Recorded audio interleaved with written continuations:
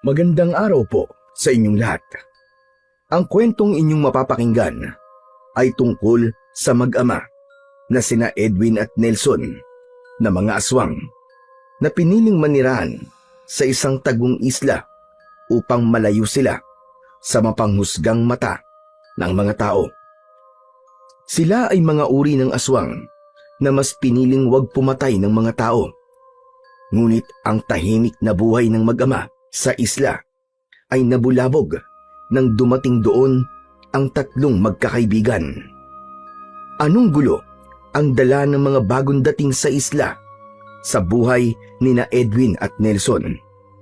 At ano ang kayang gawin ng mag-amang aswang upang protektahan hindi lang ang isla kundi maging ang kanilang mga sarili? Ngunit bago po ang lahat mga idol, huwag po nating kalimutang mag-subscribe at i-hit ang notification bell sa aking YouTube channel na The Voice Addict at Apong Isaak para sa mas marami pang makapigil hiningang kwentong aswang at katatakutan mula sa mundo ng kababalaghan. Umpisahan na po natin ang kwento. Tay, hindi ko na po kaya. Huwag mong pilitin, anak. Bilog ang buwan. Ikaw rin na mahihirapan kung pipigilan mong maging aswang. Pero, baka po may makakita sa atin. Baka po katakutan at patayin nila tayo, gaya ng ginawa nila kay nanay. Wala kang dapat na ikatakot. Walang ibang tao sa isla ito. Tayong dalawa lang ang nandito. Tagaktak ang pawis sa buong muka ng binatilyong si Nelson habang nakasandal sa katawan ng isang malaking puno sa magubat na bahagi ng tagong isla na kinaroroonan nila ng kanyang ama na si Edwin. Bakas sa mukha niya ang sakit at hirap sa unti-unting pagbabagong nangyayari sa kanyang katawan. Ang kanyang tatay naman ay ganap ng aswang ng mga sandaling yun. Nakayuko ito habang ang magaspang nitong kamay ay nakapatong sa kanyang balikat. Huwag anak, huwag mong pigilan ang pagiging aswang mo. Hayaan mong lumabas kung sino kang talaga, Nelson. Huwag kang matakot. Pinakalma ni Nelson ang sarili. Sinunod niya ang kanyang ama na si Edwin at hinayaan niya ang paggapang ng kakaibang init sa kanyang buong katawan. Sa isang iglap ay tinubuan siya ng maitim at makakapal na balahibo. Kasunod nun ay naging mabalasik ang kanyang muka. Humaba ang kuko niya sa kamay at ang mga ngipin niya ay naging matutulis. Isang malakas na sigaw ang kumawala sa kanyang lalamunan at kasunod nun ay nakaramdam siya ng matinding pagkauhaw at gutom. Matapos na mag-anyong aswang si Nelson, ay magkasabay na silang tumakbo ni Edwin sa iisang direksyon. Maya-maya pa ay huminto si Nelson. Sumingot siya at naamoy niya sa hangin ang isang hayop na hindi malayo sa kanilang kinatatayuan. Pareho silang gutom at uhaw, umaagos sa nakabukas nilang bibig. Ang masaganang laway. Sabay silang napalingon nang makarinig sila ng kaluskos. Tahimik silang gumapang papalapit sa pinanggagalingan ng ingay. Sa ilalim ng isang puno ay nakita nila ang isang baboy ramong naghuhukay sa lupa gamit ang nguso nito. Biglang sumugod si Edwin. Hinawakan nito ang katawan ng baboy ramo. Sumunod kagad si Nelson at kinagat ang leeg ng hayop. Kumawag pa ito pero hindi na nakatakas. Sa loob ng ilang segundo ay patay na kagad ang kaawa-awang baboy ramo. Hinatak nila ang katawan nito papunta sa isang malinis na bahagi ng gubat at doon nila ito sinimulang kainin. Bagyang humihingal pa si Nelson habang ninunguya ang laman ng baboy ramo. Si Edwin naman ay tila uhaw na hinigop ang dugo ng hayop. Matapos ang ilang minuto ay kapwa busog na ang mag-ama. Wala na ang matinding uhaw at gutom na kanina ay nararamdaman nila. Naging normal na ang tibok ng kanilang mga puso. Puno ng dugo ang paligid ng kanilang bibig at mga kamay habang naglalakad pabalik sa maliit nilang kubo na matatagpuan sa gitna ng isla. Pagdating ng mag-ama sa kanilang kubo, ay doon na bumalik ang itsura nila sa pagiging tao.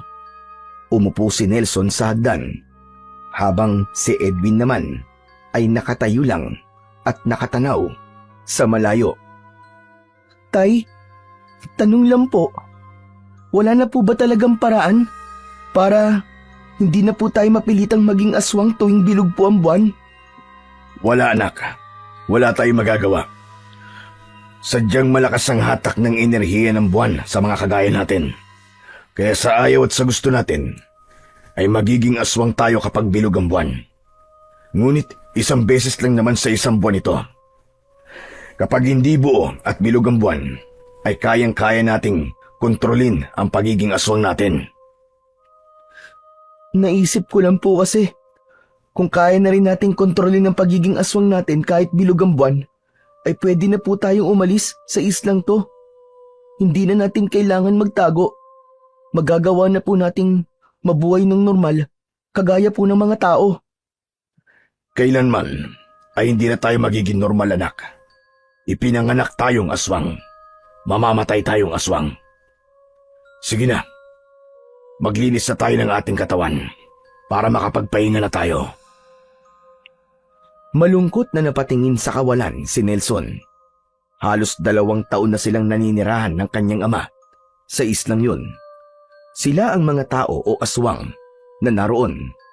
Noon ay namumuhay sila ng tahimik sa isang baryo kasama ang kanyang ina. Sa kabila ng pagiging aswang nila, ay pinili nilang huwag mambiktima ng mga tao. Nakontento sila sa pagkain ng mga hayop sa gubat. Hanggang sa nadiskubre ng mga tao na mga aswang sila. Kahit wala silang pinatay na tao, ay nagalit ang lahat sa kanila. Sumugod ang mga tao sa bahay nila at sinunog yun. Nakatakas sina Nelson at Edwin, pero ang kanyang ina ay nasawi sa nasusunog nilang bahay. Hanggang sa napadpad sila sa islang yun. Doon sila nagsimula ng bagong buhay na malayo sa mga tao. Ngunit para kay Nelson ay mas nais niyang mabuhay sa isang lugar na may mga tao. Sa ganun kasi siya nasanay.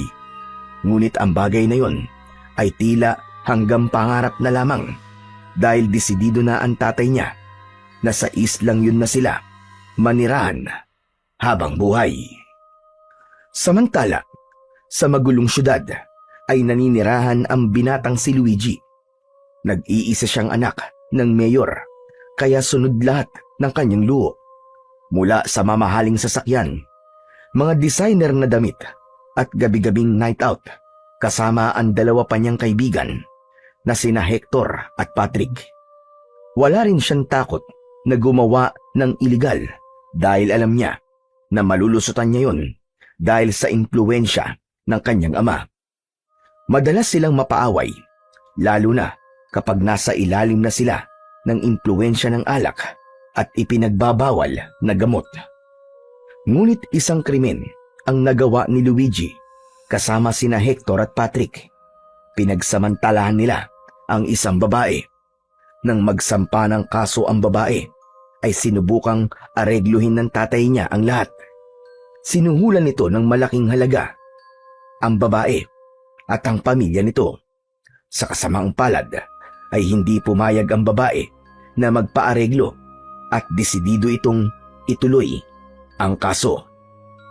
Isang bagay ang naisip ng tatay ni Luigi at yon ay ang magpakalayo-layo muna si Luigi. Pero dahil hindi siya makakalabas ng bansa, ay sinabi ng tatay niya na magtungo muna sila nina Hector at Patrick sa isang lugar na walang makakaalam na nandun silang 3. Sakay ng yate na pagmamay-ari nina Luigi ay naglayag sila sa dagat kasama sina Hector at Patrick upang maghanap ng isla kung saan sila maaaring magtago. Inihinto muna ni Luigi ang yate sa gitna ng dagat para makapag-inom silang magkakaibigan. Tanghaling tapat ng sandaling yun. Habang umiinom ng alak, ay napag-usapan nila ang eskandalong kinakasangkutan nila. Luigi, tama ba talaga tong nagtatago tayo? Hindi ba mas okay kung harapin na lang natin ang kaso? Kung ayaw magbabayad ng babae, edi yung judge na lang ang bayaran ng tatay mo. May tiwala ako kay Papa. Mas alam niya ang dapat nating gawin. Saka kung makapagsalita ka naman na bayaran ng judge parang napakadali lang na gawin nun. Paano kung tumanggi at pati si Papa ay makasuhan? Di lalo nang nagkandaleche-leche ang buhay natin. Isipin mo na lang na long vacation to. Bakit kasi hindi na lang tayo umamin sa kasalanan natin eh? Parang ang sarap nga na makulong eh. Libre ang tirahan at pagkain. Hindi pa natin kailangan magtrabaho, di ba? Kung gusto mong makulong, Patrick, ikaw na lang, si Raulo. May laman ba ang ulo mo, ha? Para ka kasing walang utak eh. Nagsasuggest lang naman yung tao eh. Napakasungit mo. Manahimik ka na lang kasi. Pang walang utak ang lumalabas sa bibig mo eh. Pero, saan ba talaga tayo pupunta, Luigi? Ang dami na nating nadaanan na isla, pero wala ka pang napipili. Kasi, may mga tao sa islang yon. Ang dapat nating hanaping isla ay yung walang tao ni isa. Wala naman tayong problema sa supplies eh. Kasi, marami tayo niyan. Ang sabi ni Papa, 2 to 3 weeks tayo dapat magtago. Siya na raw ang bahala sa lahat. For sure, pagbalik natin, okay na ang lahat. Mabubuhay na ulit tayo ng normal. Okay, sige. Magtitiwala na lang kami sa plano ng Papa mo. Sa bagay, never naman niya tayong pinabayaan eh. Lahat ng gulong pinasok natin ay nalabasan natin dahil sa kanya. Isang malademonyong ngisi ang sumilay sa labi ni Luigi. Alam niya na tama ang sinabi ni Hector. Hindi niya na mabilang kung ilang beses na silang muntik na makulong, pero dahil sa tulong ng tatay niya ay nanatili silang malaya. Gaya na lang nung pinaharurot ni Luigi ang mamahaling niyang sasakyan habang lasing. Nabangga niya ang isang lalaking naglalakad pauwi. Ngunit sa halip na tumawag ng ambulansya o pulis, ay iniwanan nila ang kaawa-awang lalaki. May CCTV footage ang pangyayaring yun. Pero dahil sa pera ng tatay niya, ay hindi na umusad ang kaso. Sa isang pagkakataon, huli sana sila sa pagbebenta ng droga sa isang kilalang club. Nahuli sila sa akto at may video pa. Pero bago pa umabot sa korte, ay nawala ang video. Habang ang mga arresting officers ay biglang inilipat ng destino sa malayong probinsya. Para kay Luigi, ay nabubuhay siya sa isang mundo na walang batas. Lahat ay pwede niyang gawin dahil may tatay naman siya na palagi siyang sinasalo sa lahat ng gulong kanyang kinasasangkutan. Matapos mag-inom at malasing, ay nakatulog na ang tatlo. Nagising na lang sila nang maramdaman ng malakas na pag-uga ng yate. Pagdilat ng kanilang mga mata ay gabi na at bumulaga sa kanila ang masungit na panahon. Malakas din ang alon at kung walang angkla ang yate ay baka tinangay na sila sa kung saan. Agad na pinaandar ni Luigi ang yate. Sinalubong nila ang malalaking alon. Yes! Yuhu! This is life! Grabe bro! Ang lakas ng alon!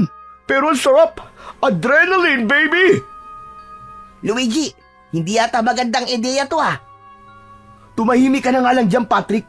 Masyado kang duwag eh. Malapit nang sumayad sa tubig ang gilid ng yate, pero sa halip na pabagalin ni Luigi ang takbo nila, ay mas lalo pa niya iyong binilisan. Hanggang sa may natanaw sila sa hindi kalayuan na isang maliit na isla. Walang kahit na maliit na ilaw doon. Mga bro, sa tingin ko, nahanap ko na ang isla kung saan tayo mag-i-stay ng 3 weeks. Itinuro ni Luigi sa dalawang kasama ang natatanaw niyang isla. Kinuha naman ni Hector ang mamahaling binoculars at tinignan ang tinuturo ni Luigi. Uy! Ayos! Isla nga, bro! Mukhang walang nakatira! Alright! Now that's what I'm talking about! Inabig ni Luigi ang manibela pakanan, papunta sa direksyon ng isla.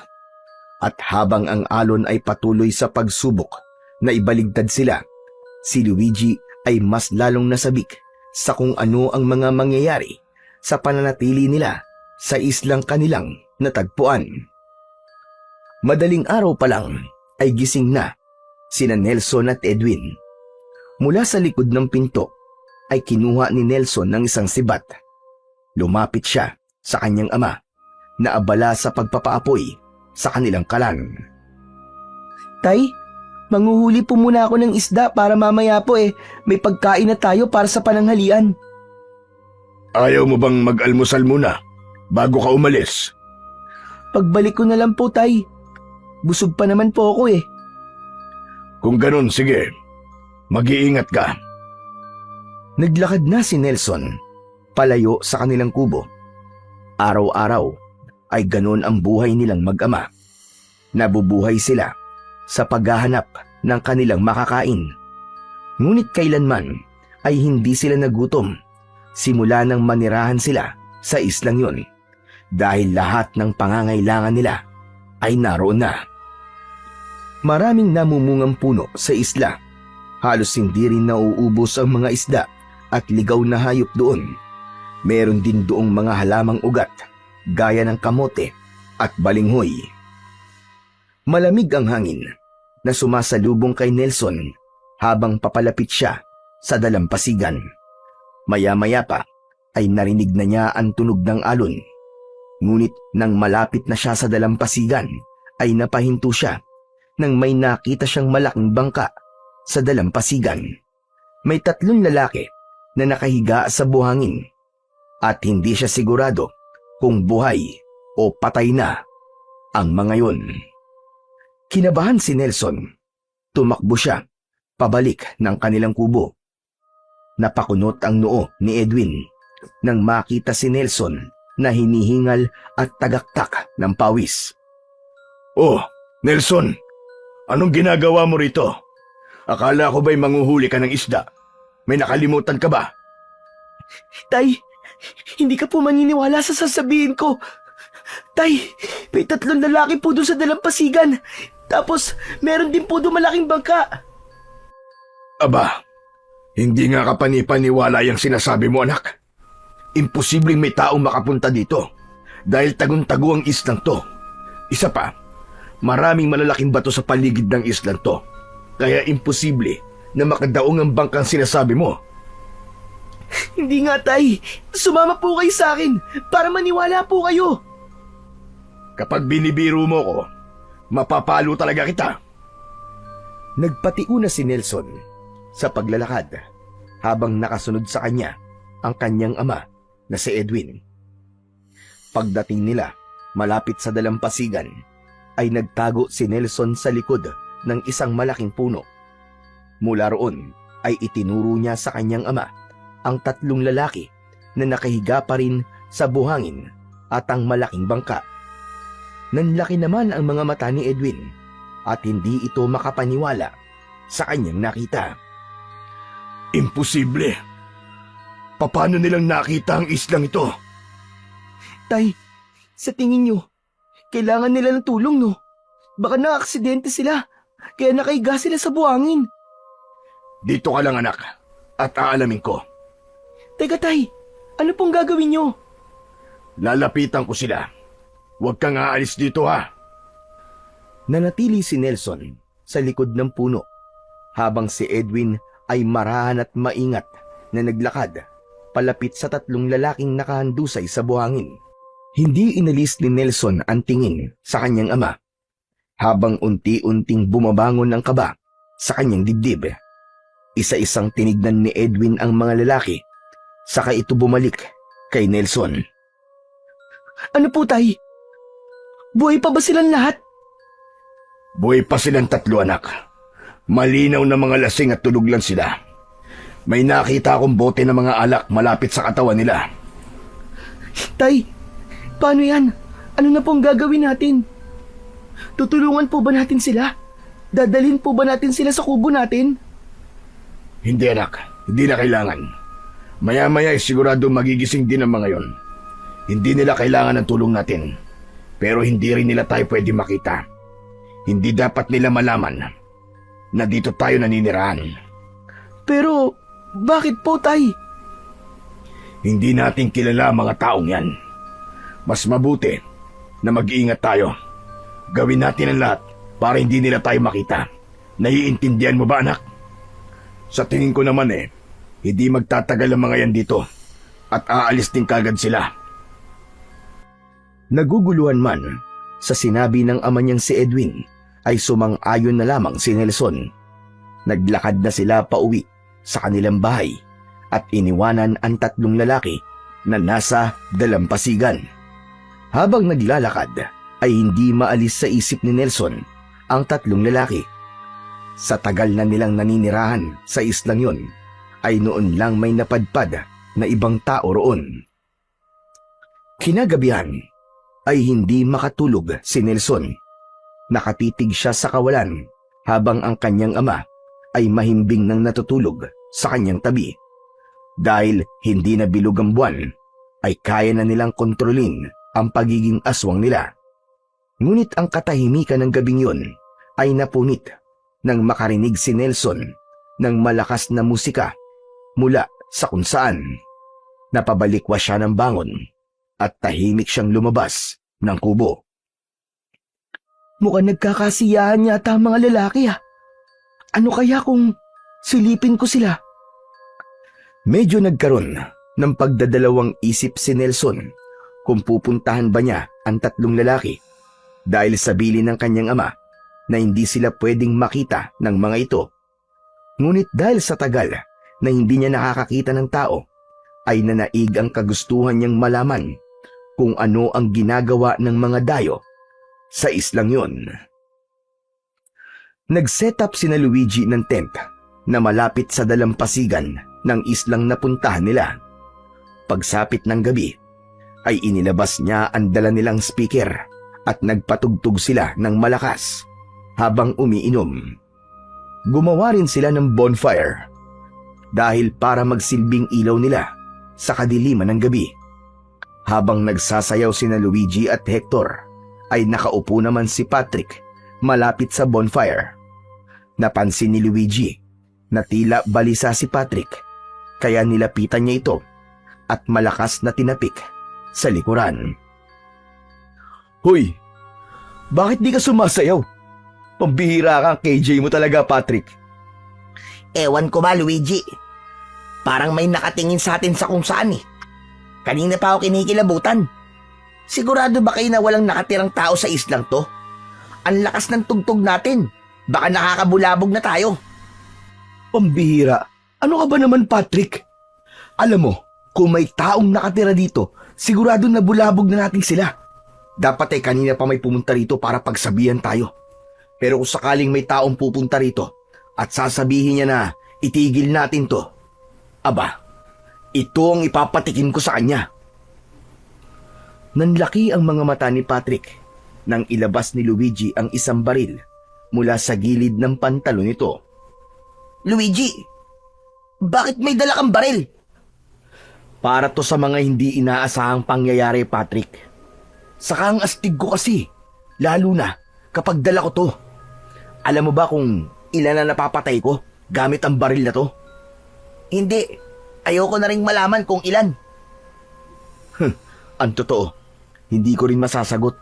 Kasi sa sobrang dami, hindi ko na alam kung ilan. Hoy, kayong dalawa! Magkwekwentuhan na lang ba kayo dyan? Marami pa tayong alak na uubusin, Tumayo na si Luigi at kumuha ng isang bote ng beer. Pagkabukas niya ng beer, ay tinungga niya yon. Itinutok niya sa itaas ang hawak niyang baril at magkakasunod niya yung pinaputok. Para sa kanya, ay isang paraiso ang islang napuntahan nila dahil silang tatlo lang ang tao roon. Ganung mundo kasi ang gusto niya, yung kahit na anong gawin niya ay walang magagalit sa kanya, yung malaya siyang kumilos sa paraan na gusto niya. Mula naman sa pinagtataguan ng batang si Nelson ay nakita niya ang tatlong lalaki na nagkakasiyahan. Nasa likod siya ng isang malaking puno. Nagpapatugtog ng malakas ang mga ito. Nag-iinom at nagsasayawan. May 3 tent na malapit sa mga lalaki, kaya nahinuha niya na mukhang magtatagal ang mga yon sa isla. Nagulat si Nelson nang isa sa mga lalaki ang nagpaputok ng baril habang nakatutok sa itaas. Nagtawa na ng mga lalaki na para bang ang mga ito lang ang tao sa mundo. Dahil sa baril ay may takot na lumukob kay Nelson. Napaatras siya at hindi sinasadyang nakatapak siya ng isang tuyong sanga. Nabali yun at gumawa ng ingay. Mabilis siyang bumalik sa pagkakatago sa likod ng puno. Napalingon naman ang 3 lalaki sa kinaroroonan ni Nelson. Tiwala si Nelson na hindi siya makikita ng mga yon dahil napakadilim sa kinaroroonan niya. Ang ikinatakot niya ay kapag pinuntahan siya doon ng mga lalaki dahil siguradong makikita na siya ng mga yon. Pinagpawisan ng malamig si Nelson. Teka! Guys! Narinig niyo ba yun? Parang may tao. Ano ka ba naman, Patrick? Paranoid ka lang. Paano naman magkakaroon ng tao sa islang to? Nakita mo naman na walang bahay dito. Walang tao mabubuhay dito, no? Hindi. Mukhang may ibang tao talaga eh. Okay. Tama na yan. Para mawala na yung pag-aalala mo, ako nang bahala. Nanlaki ang mga mata ni Nelson nang humakbang ng 2 ang lalaking may dalang baril. Itinutok nito yun sa gawi niya at 3 beses itong nagpakawala ng bala. Ang 2 ay naramdaman niyang tumama sa katawan ng puno kung saan siya nagtatago. Yan ha. Sigurado ko na kung may tao ron, patay na yun. Tara na, mag-party na ulit tayo. Kung ano-anong iniisip mo eh. Kinapa ni Nelson ang kanyang katawan. Nakahinga siya ng maluwag nang mapagtanto na hindi siya tinamaan ng bala ng baril. Alam niya na hindi naligtas na manatili siya ron, kaya tahimik siyang naglakad palayo. Nang makalayo na siya, ay saka siya tumakbo ng mabilis. At sa gitna ng pagtakbo niya, ay nagulat siya nang may biglang humila sa braso niya. Isinandal siya ng humila. Sa puno, sisigaw sana siya, pero tinakpan ng isang kamay ang bibig niya. Nang makilala niya kung sino ang humila sa kanya, ay doon na siya kumalma. Nakita niya ang madilim na muka ng kanyang ama. Inalis ni Edwin ang kamay nito sa bibig ni Nelson. Tay, ikaw lang pala. Akala ko na po kung sino eh. Anong ginagawa mo rito sa labas ng ganitong oras? Pumunta ka ba doon sa mga lalaki? Nagpakita ka ba sa kanila? Hindi po, Tay. Hindi po. Yung putok ng baril, sa kanila ba yun?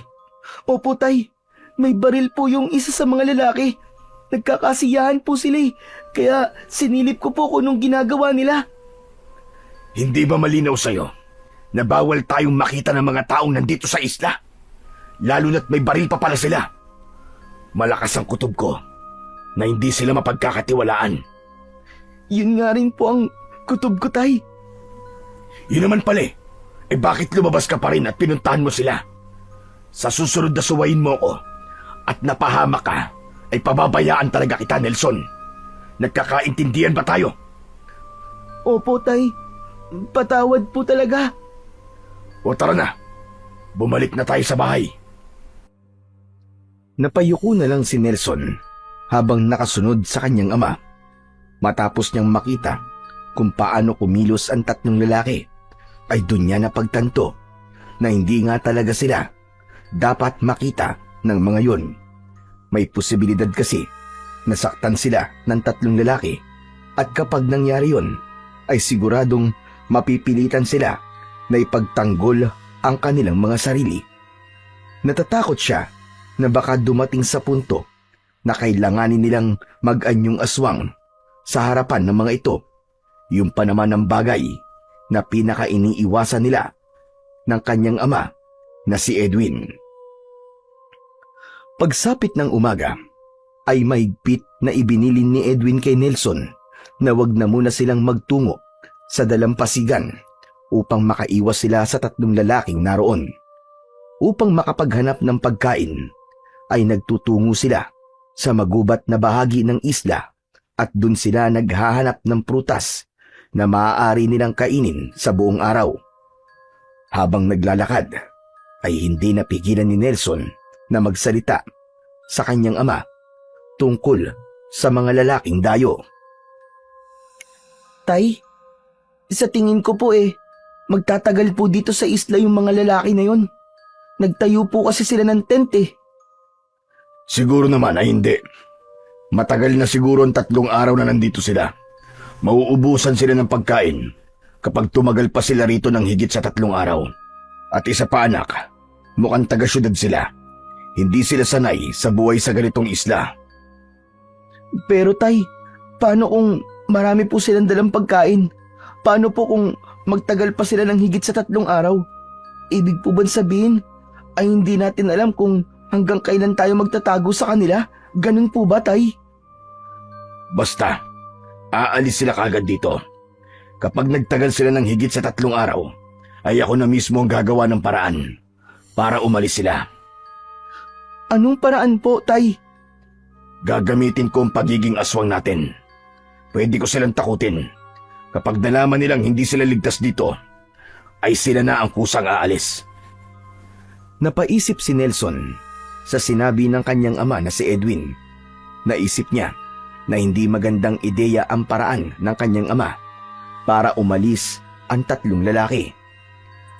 Tay, para sa akin kasi hindi maganda yung paraan na naisip nyo Kapag nalaman po nila na merong aswang sa islang to, aalis nga sila. Pero pwede po silang bumalik na may kasamang mas maraming tao para putugisin tayo. Mas mabuti po siguro yung una niyong plano na wag na lang po tayo magpakita sa kanila. Sa bagay, may punto ka sa sinabi mo anak. Ganun na lang ang gagawin natin. Huwag na tayo magpakita sa kanila. Napahinto ang mag-ama nang may nakita silang puno ng mangga na puno ng bunga. Inakyat nila yon at kumuha sila ng bunga ng mangga. Nang mapuno na ang kanilang sisidlan, ay bumaba na sila ng puno at bumalik sa kanilang maliit na kubo. Samantala, sina Luigi naman ay patuloy ang kasiyahan sa dalampasigan. Patuloy ang malakas na musika at pagbaha ng alak kahit tirik na tirik ang araw.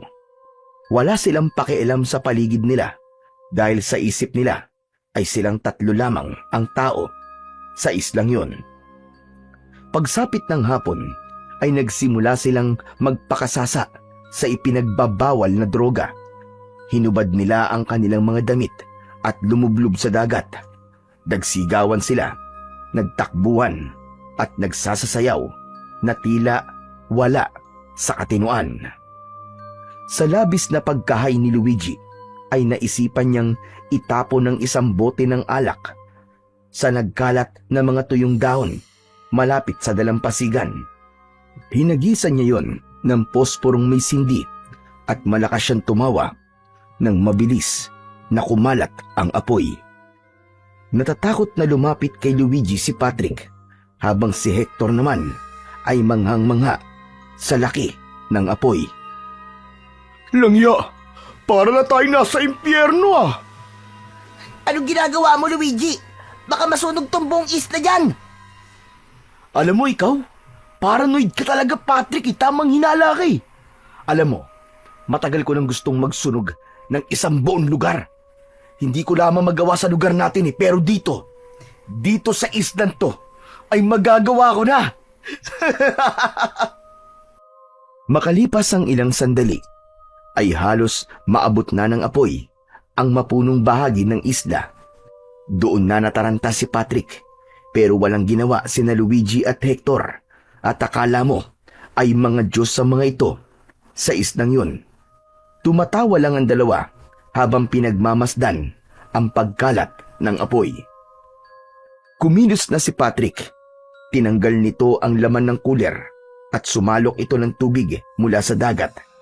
Ginamit nito yon upang ipang-apula sa apoy. Ilang beses na nagpabalik-balik si Patrick sa dagat bago nito tuluyang napatay ang apoy. Humihingal na napaupo sa buhangin si Patrick. Matalim ang mga mata na nilapitan nito ni Luigi at walang babalang tinadyakan niya ito sa muka. Natumba si Patrick at may pagtatakang tumingin sa kanya. Bro, bakit? Anong ginawa ko? Nagtanong ka pa talaga, ha? Bakit mo pinatay yung apoy, siraulo ka? Basag trip ka rin, no? Kung di ko ginawa yon, sigurado ako na masusunog tong buong isla. Eh yun na nga ang gusto kong mangyari, siraulo. Sisipain sana muli ni Luigi si Patrick, ngunit inawat na siya ni Hector. Inakbayan siya nito at inilayo siya kay Patrick. Oh bro, tama na yan. Huwag mo nang pansinin niya si Patrick. Tumira na lang ulit tayo. Isang malaking ngiti ang sumilay sa labi ni Luigi nang may ipinakita sa kanya si Hector na isang sachet ng ipinagbabawal na gamot. Naglabas siya ng lighter at umupo sila ni Hector malapit sa dagat. Nang muli niyang maramdaman ang epekto ng droga, ay tila wala sa sarili na napahiga siya sa buhangin at wala na siyang naging pakialam sa kanyang paligid. Samantala, sa isang bahagi ng isla ay nakita ni Nelson ang intensyonal na pagsunog ng isang lalaki sa mga tuyong dahon na nagkalat malapit sa dalampasigan. Mas lalo siyang kinilabutan nang makita na tumatawa ang mga lalaki na parabang isang napakasayang kaganapan ang mabilis na paglaki ng apoy. Anong ginagawa nila? Gusto ba nilang sunugin ang isla? Nanatili si Nelson sa kanyang pinagtataguan kahit nais niyang lumapit sa tatlong lalaki at patayin ng apoy ay hindi niya magawa dahil sa mahigpit na bilin ng kanyang ama na hindi sila maaaring magpakita sa mga tao na yon. Mabuti na lang at isa sa mga lalaki ang umapula sa apoy. Nang masiguro niya na wala na ang apoy ay mabilis siyang tumakbo pabalik sa kanilang bahay. Naabutan niya ang tatay niya na si Edwin na abala sa pagbabalat ng mangga sa labas. Napakunot ang noo ni Edwin nang makita ang pagkabahala sa muka ni Nelson. Oh, ano na naman ba ang nangyari? At parang takot na takot ka. Huwag mong sabihin na nagpunta ka ulit malapit dun sa mga lalaki. Opo, tay. Yung isang lalaki po sa kanila. Sinunog niya po yung mga tuyong dahon. Muntik na pong umabot dito sa gubat. Mabuti na lang po at pinatay po nung isang kasama niya. Nagtatawanan pa nga po sila eh. Tumiim ang bagang ni Edwin. Naramdaman ni Nelson ang pagbangon ng galit ng kanyang ama. Mga taga-syudad na parang walang pinag-aralan. Ano bang palagay nila sa islang to? Palaruan? Mga walang pagpapalaga sa kalikasan. Tay, natatakot na po ako sa kanila. Ano po kaya kung umalis na po muna tayo rito? Saka na po tayo bumalik kapag wala na po sila? Baka kasi kung ano pong gawin nila sa atin eh. At bakit tayo aalis dito, anak? Sila ang dapat na umalis. Atin ang lugar na ito. Hindi lang tayo basta nakatira rito, kundi inaalagaan din natin ang islang to. Subukan pa nilang gumawa ng hindi maganda at mapipilitan na akong kumilos para umalis na sila rito. Kinabahan si Nelson sa klase ng tingin ni Edwin. Alam niya na galit na ang tatay niya ng mga sandaling yun. Ngunit mas lamang ang takot niya sa tatlong lalaki. Pakiramdam niya kasi ay hindi magtatagal at madidiskubre na ng mga ito na merong kasama ang mga ito sa islang yun. Kinagabihan, habang mahimbing na natutulog si Edwin, ay gising na gising pa rin si Nelson. Nagugutom siya dahil buong maghapon ay puro manggalang ang kinain nila ng kanyang ama. Yun ang unang beses na nagutom siya sa islang yun. Hindi kasi sila makapanghuli ng isda sa dagat dahil baka makita sila ng mga dayong lalaki. Tumayo si Nelson at lumabas siya ng kubo. Umupo siya sa mahabang upuan at napatulala siya sa kawalan. Hindi niya alam, ngunit biglang pumasok sa isipan niya ang tatlong lalaki. Naalala niya ang masasarap na pagkain ng mga ito. Tila naaamoy niya ang inihaw na hotdog at barbecue. Nakita niya rin kanina na may mga delata ang mga yun. Matagal na ang huling beses na nakakain siya ng ganung mga pagkain. Simula nang manirahan sila sa isla ay naging limitado na ang pagkain na nakakain niya. Nang dahil sa gutom ay naisipan ni Nelson na magnakaw ng pagkain sa tatlong lalaki. Alam niyang delikado ang gagawin niya, ngunit mas nanaig sa kanya ang kagustuhan na makatikim ng pagkain na iba sa kanyang panlasa. Tahimik na naglakad si Nelson papunta sa camping site ng mga lalaki.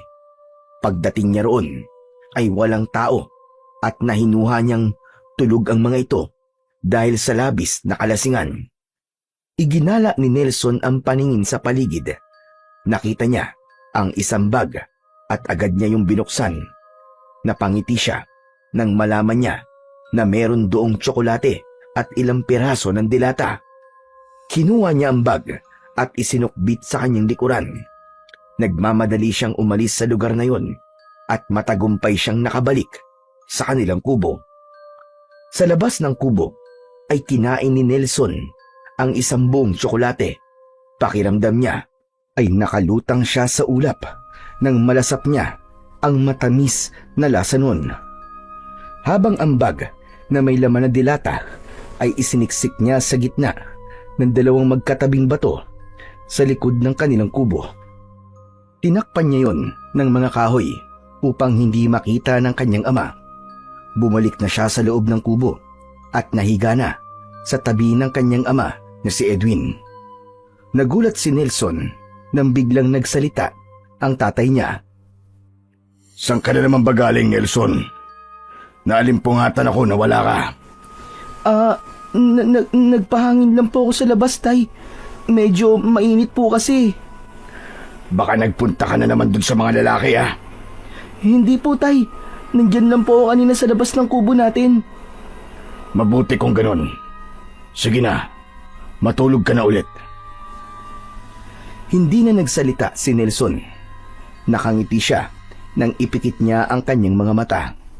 Para sa kanya ay hindi mababayaran ng kahit na anong bagay ang tsokolating kinain niya kanina, at masaya siya dahil hindi siya nahuli ng mga lalaki nang pagnakawan niya ang mga ito ng pagkain. Kinabukasan ng umaga ay inutusan si Nelson ni Edwin na manguha ng kahoy na panggatong. Bago siya umalis ay mahigpit nitong ibinilin na umiwas muna siya sa dalampasigan dahil nasa isla pa rin ang tatlong lalaking dayo. Dala ang lumang sako at itak ay nagtungo si Nelson sa masukal na bahagi ng gubat. Hindi na siya masyadong lumayo dahil mabilis niyang napuno ng panggatong ang sako. Nang bumalik si Nelson ay inilagay niya ang sako sa likod ng kanilang bahay. Pumasok siya sa loob ng kubo at natigilan siya nang makita si Edwin na nakaupo sa kawayan na sahig at nasa tabi nito ang bag na ninakaw niya sa mga lalaki nung nakaraang gabi. Nanlamig ang batang si Nelson. Sa paraan ng tingin ng tatay niya sa kanya ay alam niyang galit ito. Tay, saan niyo po nakuha ang bag na yan? Ikaw yata ang dapat kong tanungin niya, Nelson. Saan mo nakuha ang bag na ito? Sa ano po, tay? Sa gubat po. Opo, doon nga po. Nakita ko po na nakasabit po sa isang puno. Sinungaling. bago pa ang bag na ito at may laman ng mga dilata, sabihin mo sa akin ang totoo, Nelson. Tayong dalawa na nga lang ang magkasama, tapos magsisinungaling ka pa sa akin. Napayuko si Nelson. Hindi niya akalain na madaling makikita ng tatay niya ang bag na yun. Kagabi po, nung lumabas po ako pumunta po ako sa camping site ng mga lalaki. Nagugutom po kasi ako, tay. Kaya kinuha ko po yan dun. Hindi ka ba nag-iisip, Nelson? Alam mo ba na sa ginawa mo ay pwede silang maghinala na may iba silang kasama dito sa isla? Malamang, hinahanap na nila ngayon ang bag na to at iniisip nila na may kumuha nito. Tay, patawarin niyo po ako. Hindi ko na po naisip yan kasi gutom na gutom po talaga ako. Puro mangga po kasi ang kinain natin kahapon. Hindi naman po tayo makapanghuli ng isda kasi sabi niyo bawal muna tayo magpunta po dun sa dalampasigan . Hindi mo ba kaya magtiis? Sigurado ko na ilang araw na lang ay aalis na ang mga lalaking yon. Magtiis na lamang muna tayo. Pasensya na po talaga, tay. Hindi ko na po uulitin. Ngayon, kailangan ko tuloy ibalik ang bag na to para kung hinanap nila ay iisipin nila na nailagay lang nila sa kung saan. Pupunta po kayo dun sa camping site nila, tay. May iba pa bang paraan para maibalik ko to? Yun lang naman, di ba? Pero baka po makita nila kayo . Baka po kung anong gawin nila sa inyo, tay. Kaya ko ang sarili ko. Dito ka lang at ako na ang didiskarte kung paano ko ibabalik ang bag na to kung saan mo ito kinuha. Tumayo si Edwin. Kinuha nito ang bag at malaki ang mga hakbang na lumabas ito ng kubo. Nais sanang pigilan ni Nelson ang kanyang ama, ngunit mabilis na itong nakalayo. Labis ang pagsisisi niya dahil aminado siya na nagpadala siya sa nararamdaman niyang gutom kagabi. Kung hindi sana siya nagnakaw, ay hindi magagalit ang tatay niya sa kanya at hindi ito pupunta sa camping site. Ilang minuto nang nakaupo si Nelson sa isang sulok ng kubo pero hindi pa rin bumabalik ang kanyang ama. Kinakabahan na siya at kung ano-ano na ang pumapasok sa kanyang isip. Ano ba naman to? Hindi kaya nahuli si tatay ng mga lalaki? Baka kung anong gawin nila kay tatay. Kasalanan ko to . Hindi ko dapat ninakaw ang bag na yun. Makalipas ang ilang sandali, ay nagdesisyon na si Nelson na sundan ng kanyang ama. Saktong pagtayo niya, ay nakarinig siya ng kaluskos sa labas. Sumilip siya sa bintana at nanlamig siya nang makita ang tatlong lalaki na naglalakad papunta sa kinaroroonan ng kanilang bahay. Nataranta si Nelson at nagkaroon siya ng hinala na baka pumasok ang mga lalaki doon. Nako, naloko na. Hindi ako pwedeng lumabas sa pinto kasi makikita nila ako. Luminga si Nelson at nakita niya ang maliit na butas sa dingding na anahaw sa likurang bahagi ng kubo. Pinagkasya niya ang sarili doon at nang makalabas siya ay saka siya tumakbo papalayo sa bahay nila. Mabilis siyang nagtago sa likod ng makapal na halaman at umasa siya na hindi siya makikita ng tatlong lalaki. Samantala, naisipan ni na Luigi na libutin ang isla upang malaman nila kung ano pang meron doon bukod sa napakagandang dalampasigan. Pinasok nila ang masukal na parte ng isla at makalipas ang kulang-kulang na 1 oras na paglalakad ay tumambad sa kanila ang isang maliit na kubo. Yari sa anahaw ang dingding at ang bubong nun. Uy! Tignan nyo guys! May kubo! Nakikita namin, Patrick. Hindi kami bulag. Hindi makapaniwala si Luigi sa kubong kanilang nakita dahil ang buong akala nila ay walang nakatira sa islang yun. Lumapit sila sa kubo at pumasok sa loob. Lumangit-ngit ang sahig na kawayan nang tumapak sila roon. Parang sobrang luma na nito . Baka naman may nakatira dito, tapos umalis na. Sa tingin ko'y mali ka, Hector. Tignan mo, at may mga gamit pa. May nakatira rito. Kaya lang, ay mukhang hindi natin sila naabutan. Mga bro, hindi maganda ang pakiramdam ko dito. Tara na, umalis na tayo dito. Baka mga killer o cannibal ang nakatira dito eh. Baka isa-isa nila tayong patayin o kaya'y pahirapan. Nainis na binatukan ni Luigi si Patrick. Tumigil ka nga sa katarantaduhan mo, Patrick. Kakanood mo ng horror movies yan eh. Kaya ganyan ang naiisip mo eh. Pero alam nyo, namimiss ko na namambwisit ng ibang tao. Bakit, Luigi? Anong naiisip mong gawin? Isang malademonyong ngisi ang pinakawalan ni Luigi. May nakita siyang lumang libro na nakapatong sa isang sulok. Kinuha niya yon at isa-isang pinilas ang pahina ng libro. Ikinalat niya ang mga pahina sa sahig at inaya na niyang lumabas sina Patrick at Hector. Nang nasa labas na sila, ay inilabas niya ang lighter at sinindihan ng isang pahina ng aklat. Luigi, tol! Huwag mong gagawin yan! Kung meron nga nakatira rito, ay mawawalan sila ng bahay. Yun nga ang gusto kong mangyari. Bago pa muling makapagsalita si Patrick, ay itinapon na ni Luigi ang umaapoy na papel sa loob ng kubo. May sayang naramdaman si Luigi ng mga oras na yon nang mabilis na kumalat ang apoy sa loob ng kubo dahil sa mga papel na ikinalat niya roon. Gumapang ang apoy papunta sa dingding na agad ding natupok. Tumatawang umalis si Luigi habang nasa likod niya sina Patrick at Hector.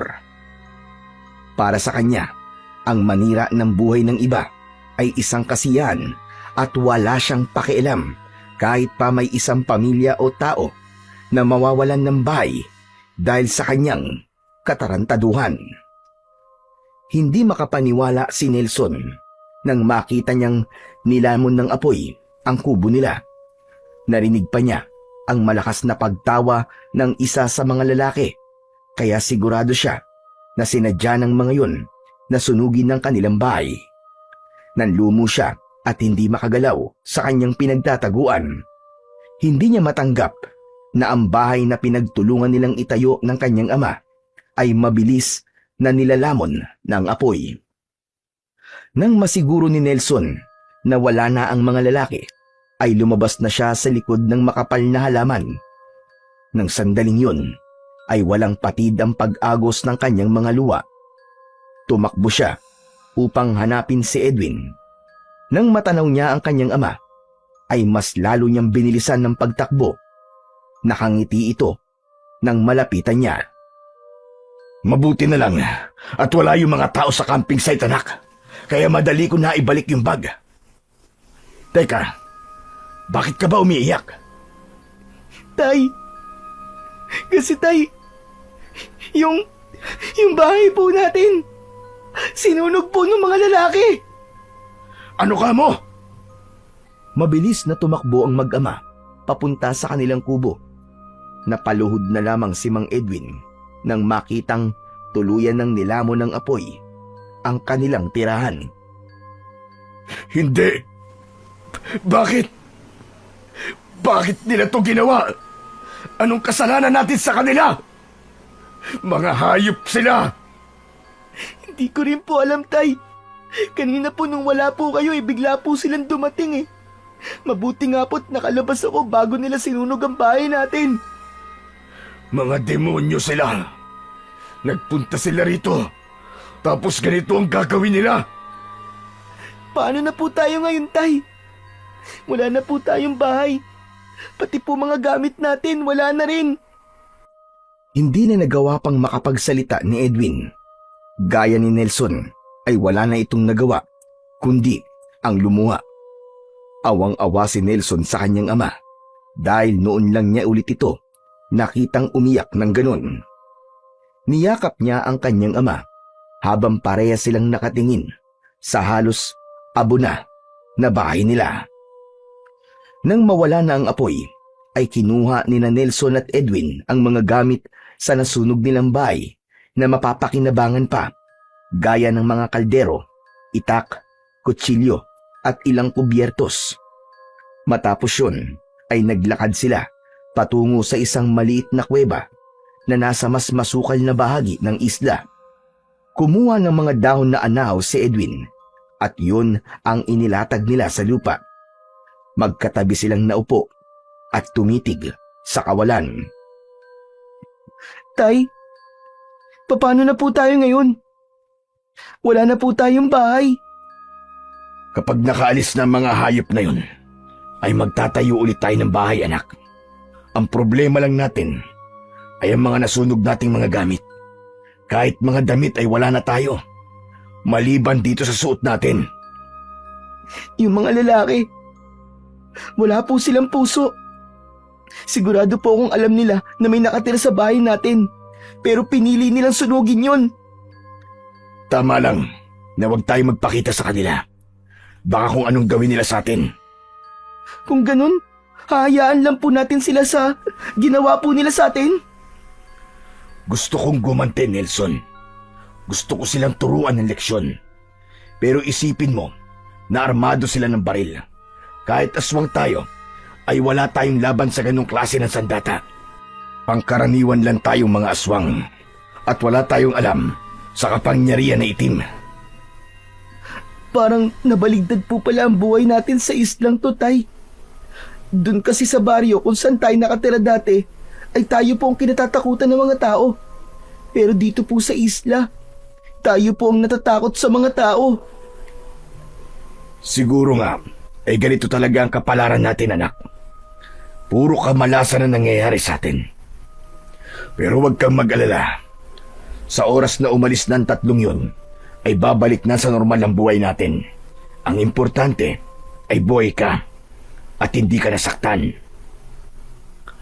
Sa sinabing yon ng kanyang ama, ay napagtanto ni Nelson na may dapat pa rin pala siyang ipagpasalamat dahil kung hindi siya nakalabas ng bahay kanina, ay malaki ang posibilidad na kasama siyang natupok ng apoy at hindi niya nakasama ng sandaling yon ang kanyang ama.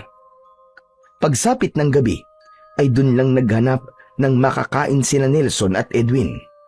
Alam nila na malaki ang posibilidad na makita sila ng mga lalaking nasa isla. Kung maliwanag sila, maghahanap ng kanilang makakain. Nahirapan silang manghuli ng hayop dahil kasamang nasunog ang mga sibat nila. Kahit ang mga namumungang puno ay walang bunga. Bagya nang nanghihina si Nelson habang naglalakad at napansin yun ng kanyang ama. Alam kong wala ka ng lakas, Nelson. Ang mabuti pa ay bumalik ka na lang sa kuweba. Ako na lang ang maghahanap ng pagkain, anak. Ayoko po. Sasamahan ko po kayo. Kaya ko pa po. Huwag kang sinungaling. Alam kong gutom ka na, anak. Sige na, bumalik ka na sa kuweba. Pangako, pagbalik ko ron, ay may dala na akong pagkain. Sige po. Pero mag-iingat po kayo, ha? Isang tango ang isinagot ni Edwin kay Nelson. Matapos yun, ay tinahak na ni Nelson ang daan pabalik sa kuweba kung saan sila pansamantalang nakasilong. Sa gitna ng kanyang paglalakad, ay naisip niya na magnakaw ng pagkain sa camping site ng tatlong lalaki.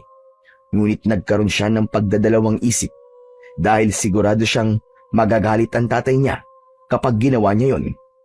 Pero mas malakas ang kagustuhan ni Nelson na makakain na sila ng kanyang tatay at ang pagnanakaw ang pinakamadaling paraan para makakain sila. Imbis na bumalik sa kuweba, ay naglakad si Nelson papunta sa camping site ng tatlong lalaki. Hindi nagtagal ay natanaw na niya ang camping site. Nagmatsyag muna siya sa paligid at sinigurado niyang wala roon ang mga lalaki o hindi kaya ay tulog na ang mga ito. Mukhang wala sila. Kung ganun, kailangan kong bilisan ang pagdanakaw ng pagkain nila. Maraan at tahimik na naglakad si Nelson palapit sa camping site. Malakas ang kabog ng dibdib niya at malikot ang kanyang mga mata. Binuksan niya ang cooler na nasa tabi ng isang tent. Nanlaki ang mga mata niya sa nakita sa loob ng cooler. Wow! Hotdog! Ang tagal ko nang hindi nakakakain ito. Akmang kukunin na sana ni Nelson ang hotdog nang biglang may tumapik sa balikat niya. Nanlamig siya ng gusto at marahan siyang lumingon. Gumapang ang takot sa buong katawan niya nang makita niya ang tatlong lalaki. Nais niyang tumakbo pero hindi niya magawang igalaw ang kanyang mga paa dahil sa labis na pagkabigla. Hanggang sa malakas siyang sinuntok ng isang lalaki na naging dahilan para mawalan siya ng ulirat. Nang bumalik ang malay ni Nelson, ay labis siyang nagulat nang malaman niyang patiwarik siyang nakasabit sa isang puno. Nakatali ang mga kamay niya sa likuran, habang ang mga paa niya ay nakatali din ng lubid. Nakita niya ang tatlong lalaki sa ibaba na nag-iinuman. Namumungay ang mga mata ng tatlo. Nakangiti ng nakakatakot ang isa habang nakatingin sa kanya. Pakawalan niyo ako rito! Pangako! Hindi na ako magnanakaw ng pagkain niyo! Maawa na kayo sa akin! Tumayo ang isang lalaki at itinapat nito ang mukha nito sa mukha ni Nelson. Ikaw ba yung nakatira sa kubo na sinunog namin, ha? Ako nga po. Parang awa mo na po. Pakawalan niyo na po ako. Alam mo, bata, hindi ko talaga akalain na meron palang nakatira sa islang to eh. Tapos, isa pang batang katulad mo. Sandali. Sino ba ang kasama mong nakatira rito, ha? Wala. Ako lang nakatira rito. Noon ay meron akong kasama. Ang nanay ko. Pero patay na siya. Kaya ako na lang ang nandito mag-isa. Nang sandaling yon, ay naging mabilis ang utak ni Nelson. Alam niya na maging ang tatay niya ay mapapahamak kapag sinabi niya sa mga lalaki kung sino ang kasama niyang nakatira sa isla. Grabe! Ang amazing mo naman pala. Biruin mo, mag-isa ka lang nakatira dito sa isla? Hanep! Kaya pakawalan niyo na po ako. Sige na po. Hindi na po ako magnanakaw. Wala naman akong pakialam kung pagdakawan mo kami. Kung iniisip mo na kaya ka namin itali dyan, ay dahil pinagtangkaan mo kaming nakawan ng pagkain ay nagkakamali ka. Alam mo kasi, wala akong mapaglaruan sa islang to eh. Mabuti na lang at nakita kita. Ngayon, may laruan na ako. Labis na kinabahan si Nelson. Naramdaman niya na hindi magiging maganda ang mga susunod na mangyayari. Inutusan ng lalaki ang kasama nito na tinawag nito sa pangalan na Hector na kunin ang baseball bat sa yate. Agad na sumunod si Hector at nang bumalik ito ay inabot nito ang baseball bat sa lalaking tinatawag na Luigi. Hindi na napigilan ni Nelson ang mapaiyak nang dahil sa labis na takot. Parang awa niyo na. Huwag niyo akong papatayin. Wala naman akong ginawang masama sa inyo eh. Maawa na kayo sa akin. Sige, ganyan nga. Umiyak ka pa. Sige, iyak. Pero ang gusto ko, yung mas matinding iyak. Pakawalan niyo na lang po ako. Parang awa niyo na po. Ay nako, nakukulangan naman ako sa pag-iyak mo eh. Ganito na lang, tutulungan na lang kita para mas umiyak ka pa ng todo. Malakas na hinampas ni Luigi ng baseball bat ang likod ni Nelson. Hindi pa ito nakontento at paulit-ulit siya nitong pinaghampas sa iba't ibang parte ng kanyang katawan. Ramdam ni Nelson ang sakit sa bawat hampas na kanyang natatanggap. Pakiramdam niya ay nabali pa ang ilang buto niya. Agad siyang nanghina. Tumutulo na ang laway at uhog niya. Hindi niya na nagawang makasigaw dahil kahit yun ay hindi na niya kayang gawin. Bro, teka. Ako naman. Gusto ko ring itry yan. Parang masaya eh. Inabot ni Luigi ang baseball bat kay Hector. Pumwesto si Hector sa tabi ni Nelson. Pasensya ka na bata. Bored lang talaga kami. Paulit-ulit din na hinampas ni Hector si Nelson. Sa pagkakataon na yun, ay naramdaman na ni Nelson na katapusan niya na. Sa tagal niyang nanirahan sa islang yun, hindi niya akalain na makakaranas siya ng ganong klaseng pagpapahirap. Hindi rin niya inasahan na may mga tao pala talaga na kayang manakit ng iba para lamang sa pansariling kasiyahan ng mga ito. Gustong sumigaw ni Nelson. Gusto niyang tawagin ang tatay niya, pero pinigilan niya ang kanyang sarili. Kahit hirap na siya, ay mas pinili pa rin niyang wag ipaalam sa mga lalaki na kasama niya roon ang kanyang ama. Tila hindi na nakatiis ang isa pang lalaki at pinigilan na nito si Hector. Bro! Tama na! Baka mapatay mo na yan. Tignan mo, oh. Halos hindi na siya gumagalaw. Lupay-pay na eh. Huwag kang makialam dito, Patrick. Nagsisimula pa nga lang ako eh. Anak ng teteng na naman, oo. Umiral na naman ang pagiging KJ mo, Patrick eh. Alam mo, nagdududa na nga kami kung kaibigan ka ba talaga namin ni Hector. Teka, anong ibig mo sabihin? High school pa lang tayo eh, magkakasama na tayo, di ba? Tapos ngayon eh, nagdududa ka kung kaibigan nyo talaga ako. Eh kasi, palagi ka nalang kontra sa mga trip namin ni Hector. Gaya na lamang ng ginagawa namin ngayon. Alam mo, natatakot na tuloy ako eh. Na baka bigla ka nalang bumaliktad. Baka isang araw ay traidorin mo kami. Hindi ko gagawin sa inyo yan, Luigi. Alam mo yan. Kung ganon, gusto kong patunayan mo na kaibigan mo nga kami. Kinuha ni Luigi ang baseball bat kay Hector at inabot nito yon kay Patrick. Teka. Anong gagawin ko dyan, Luigi? Magtatanga-tangahan ka na naman ba, Patrick? Kunin mo ang baseball bat at bugbugin mo rin ang binatilyong yan. Birahin mo. Ayoko, Luigi. Hindi ko kayang gawin ang sinasabi mo.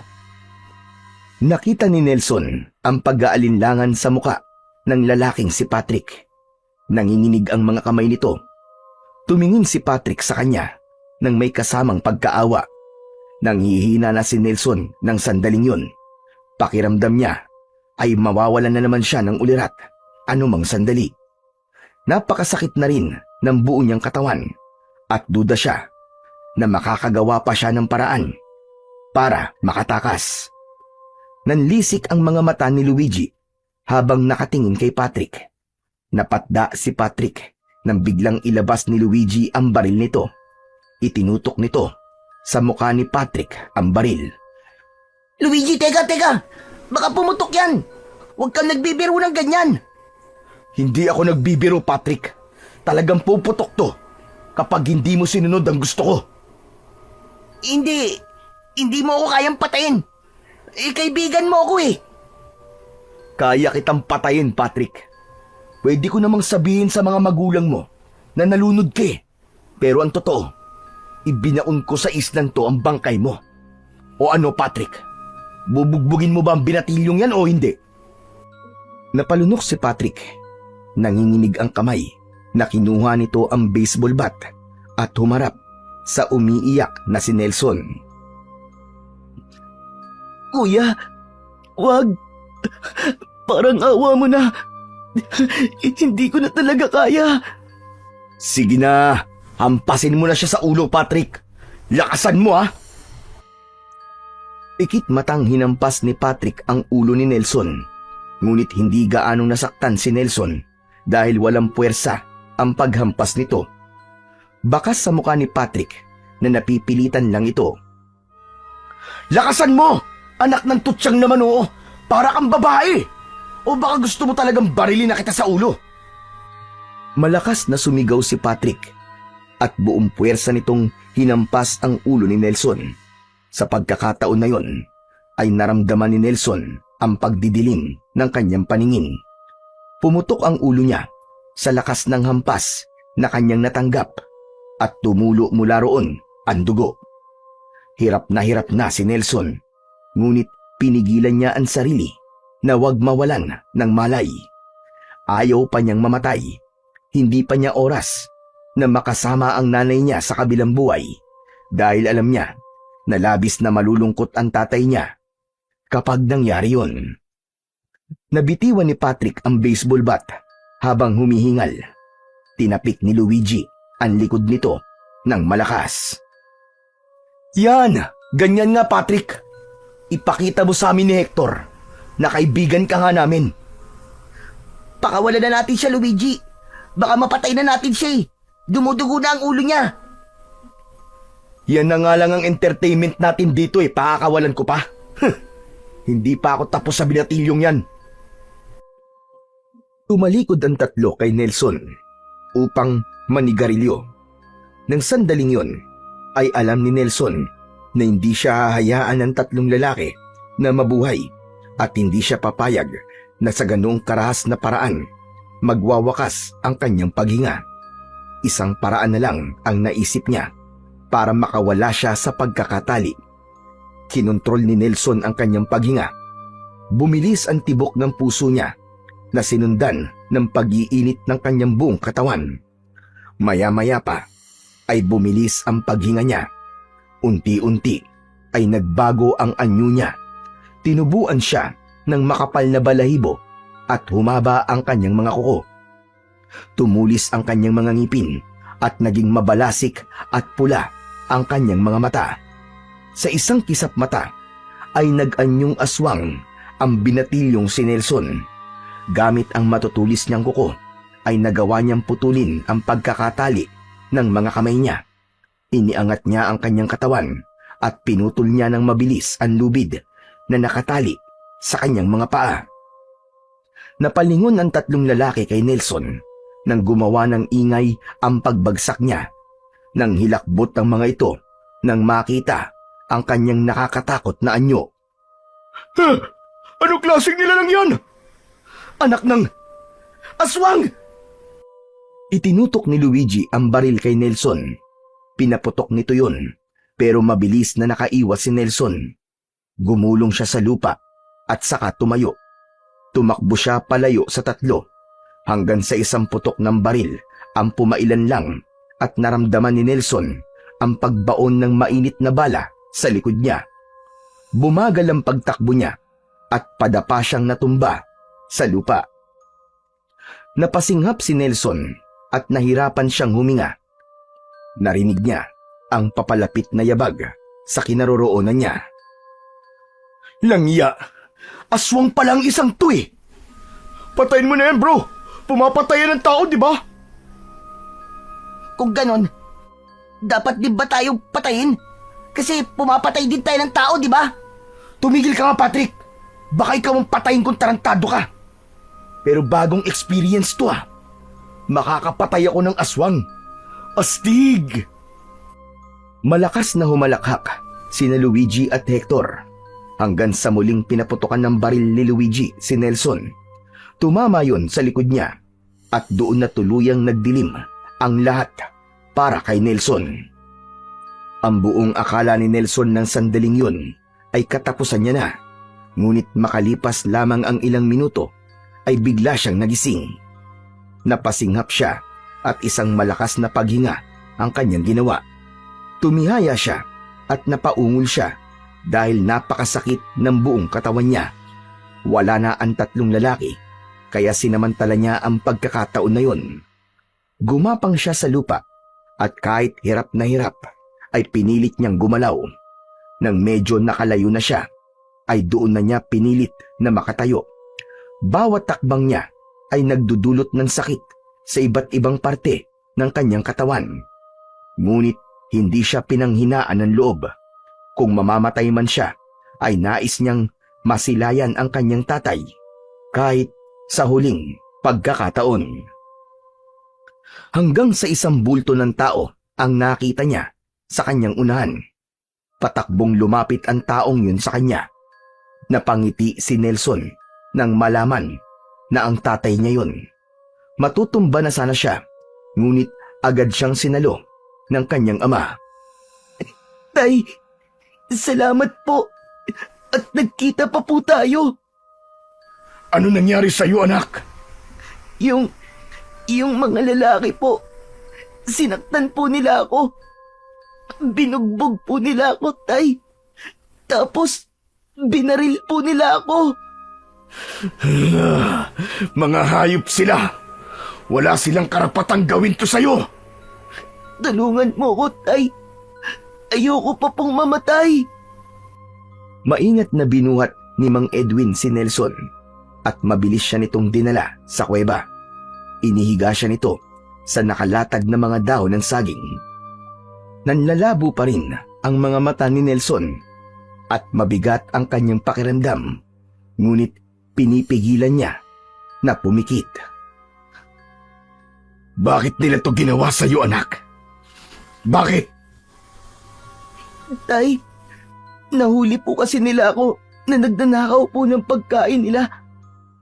Itinali po nila ako ng patiwarik sa puno at pinaghampas po nila ako ng baseball bat.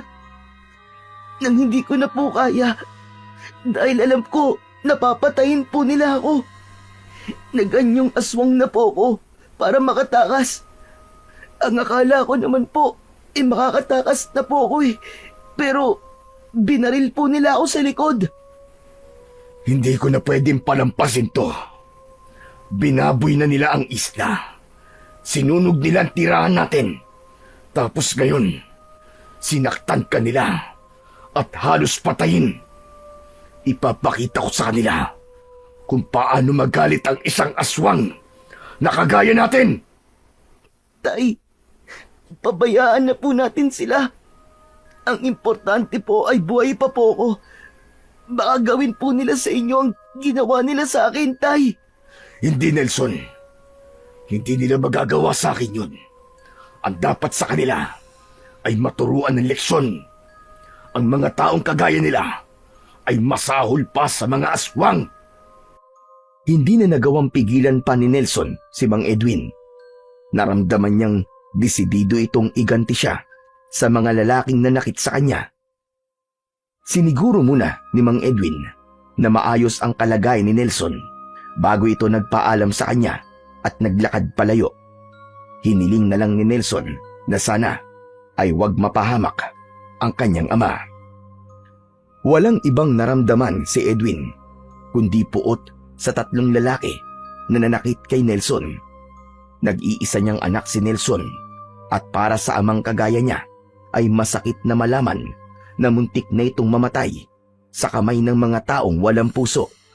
Ang nais niya ng sandaling yun ay maghiganti. Hindi na niya kayang palampasin pa ang ginawa ng mga dayo sa isla. Mariin na nakakuyom ang mga kamao niya habang naglalakad patungo sa camping site ng 3 lalaki. Nang medyo malapit na siya roon, ay natanaw niya ang isang lalaki na umiihi sa tabi ng isang puno. Nakatalikod yun sa gawin niya, kaya hindi siya nakikita ng lalaki. Humanda kayo. Iisa-isahin ko kayo. Ipaparamdam ko sa inyong 3 ang sakit na ipinaramdam nyo sa anak ko. Tikman nyo ang ganti ng isang aswang. Sa isang iglap ay nag-anyong aswang si Mang Edwin. Hindi niya inalis ang tingin niya sa lalaking umiihi habang tahimik siyang naglalakad palapit. Nang makarating na siya sa likod ng lalaki, ay hindi pa rin siya nito naramdaman. Narinig pa niya na nagsasalita ito ng pabulong. Sabi ko na kasi sa kanila huwag na nilang saktan yun Lord, patawarin niyo po ako.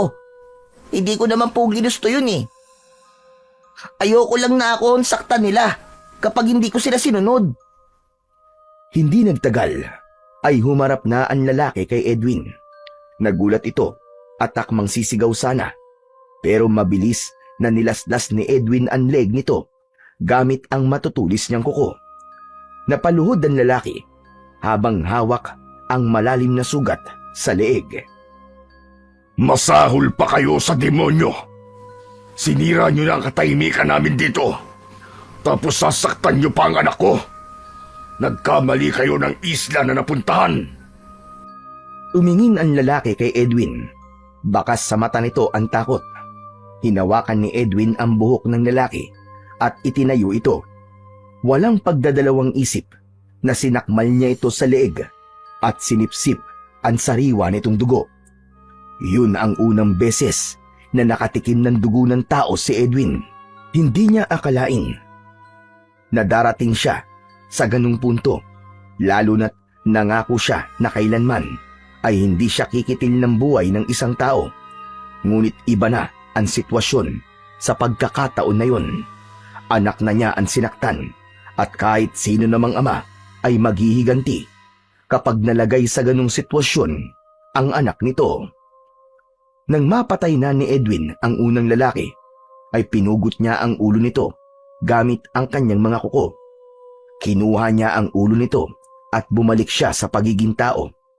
Naglakad siya papunta sa camping site at doon niya nakita ang dalawa pang lalaki na nakaupo sa harapan ng bonfire. Ang tagal naman nun ni Patrick. Ang sabi niya iihilang siya. Baka kung ano nang ginagawa na na. Pabayaan mo nga siya. Sa bagay, ilang araw na tayo dito sa isla. Hindi na siguro nakatiis. Pero bro, sa tingin mo ba buhay pa yung binatilyong binugbog natin? Bigla na lang kasi siyang nawala Hindi na rin magtatagal ang buhay noon. Baka nga naubusan na ng dugo yun Sayang naman. Dapat hanapin natin ang bangkay niya tapos dalhin natin pag alis natin dito sa isla. Tapos ipagmalaki natin na nakapatay tayo ng aswang. I-display natin yung katawan niya sa bahay niyo. Alam mo, magandang ideya yan. Sige.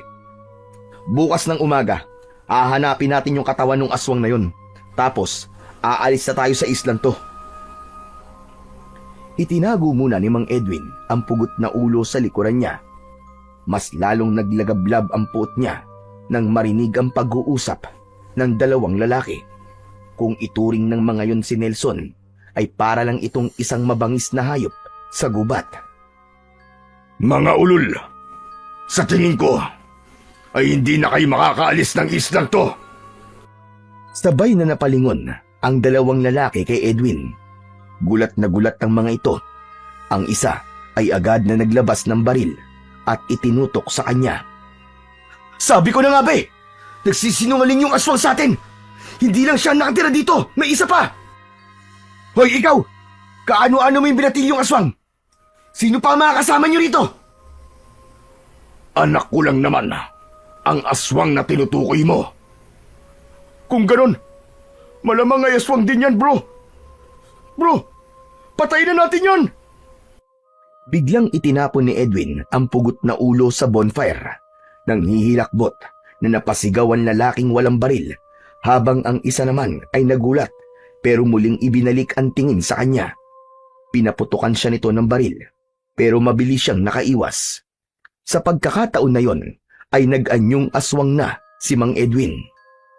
Sabi ko na nga ba aswang din ang isang yan Luigi, dalihan mo! Barilin mo siya ng barilin! Muling nagpaputok si Luigi, pero gaya ng una, ay madali yung naiwasan ni Mang Edwin. Nakakalokong ngumisi si Mang Edwin kay Luigi. Hinay-hinay lang sa pagpaputok ng baril mo. Baka maubusan niya ng bala. Sigurado ko na kapag wala ng bala yan, ay wala na rin ang tapang mo. Ang akala mo ba'y natatakot ako sa'yo? Gagawin ko rin sa'yo ang ginawa ko sa anak mo. Ang dapat sa mga kagaya niyong aswang ay pinapahirapan at pinapatay. Isasabit din kita sa puno at doon ko gigilitan ng leeg mo hanggang sa maubusan ka ng dugo. Hindi man lang nakaramdam ng takot si Mang Edwin sa sinabing yun ni Luigi. Amoy na amoy niya ang takot nito at yun ang nagbigay sa kanya ng lakas ng loob na tuluyang ipaghiganti ang anak na si Nelson. Samantala, hindi makapaniwala si Luigi nang malaman na may isa pang aswang sa islang yun. Labis siyang nagulat nang mabilis na napatay ng aswang si Patrick. Ngunit wala siyang pakialam kahit patay na ang kaibigan niyang si Patrick. Ang nasa isip niya ay kung paano siya makakaligtas sa aswang na yon. Bro, ano nang gagawin natin ngayon? Ihanda mo yung yate, bilisan mo! Aalis na tayo rito! Agad na tumalima si Hector. Tumakbo ito sa kinaroroonan ng yate, pero mabilis na hinabol ng aswang si Hector. Tumalon ng aswang at bumagsak ito sa tabi ng yate. Gamit lang ang matutulis nitong mga kuko ay binutas nito ang tagiliran ng yate. Pumasok ang aswang sa yate at nang lumabas ito ay hawak na nito ang manibela. Kinilabutan si Luigi. Hindi niya akalain na ganon kalakas ang aswang na kaharap nila. Ngunit hindi niya ipinakita ang kanyang takot. Nang bumaba ang aswang sa yate ay pinaputukan niya ito. Ngunit ang yate ang tinamaan. Nagmamadaling lumapit si Hector kay Luigi at nagtago sa likod niya. Wala na! Hindi na tayo makakaalis dito, Luigi! Sinira niya na ang yate natin! Dito na tayo mamamatay! Nakangising naglakad ang aswang palapit sa kanila. Mabilis na nag-isip si Luigi. Wala siyang ibang nasa isip kundi ang pansarili niyang kaligtasan. Nagpunta siya sa likod ni Hector at malakas niya itong itinulak. Nang matumba si Hector sa buhangin ay pinaputukan niya ang kaliwa nitong binti. Hayop ka, Luigi! Bakit mo akong binaril? Hoy aswang! Magpakasawa ka sa kaibigan ko! Ngumisi si Luigi at saka siya tumakbo papunta sa masukal na bahagi ng gubat. Wala siyang pakialam kahit patayin ng aswang si Hector. Kailangan niya yung gawin para mapunta ang atensyon ng aswang kay Hector at magkaroon siya ng oras para makapagtago at makapag-isip kung paano niya mapapatay ang aswang. Habang sa dalampasigan ay hindi naman makapaniwala si Edwin sa ginawa ng lalaking may baril. Hindi nito inakala na tatraydorin nito ang kasama nito para lang makaligtas ito. Tinignan ni Edwin ang naiwan na lalaki at hindi makatayo at panay ang sigaw dahil sa tama ng baril sa binti nito. Takot na takot itong tumingin sa kanya. Parang awa mo na! Huwag mo akong papatayin! Mayaman ang pamilya ko! Pwede kitang bigyan ng maraming pera! Magkano ba gusto mo? Magkano? Sabihin mo lang! At kayang ibigay yun sa'yo! Maawa ka sa akin! Tumigil ka! Hindi ko kailangan ng pera mo. Ang kailangan ko ay ang may paghiganti ang anak ko! Teka! Si Luigi! Si Luigi yung bumaril sa akin! Siya ang gustong pumatay sa anak mo! Siya talaga may gusto nun! Takot lang kami sa kanya eh! Kaya sinusunod namin siya! Wala akong pakialam kung takot kayo sa kanya. Kaya niyo sinaktan ang anak ko. Isa kayo sa dahilan kung bakit muntik nang mamatay ang anak ko. Maawa ka sa akin. Bata pa ako. Marami pa akong pangarap sa buhay. Pero bata pa rin ang anak ko. Pero anong ginawa niyo sa kanya? Pinahirapan niyo siya. Sinaktan niyo siya na para bang napakalaki ng kasalanang nagawa niya sa inyo. At bukod pa ron, sinunog niyo ang bahay namin. Binaboy niyo ang islang to. Masahol pa kayo sa mga kagaya namin. Hindi inaasahan ni Edwin ang sunod na ginawa ng lalaki.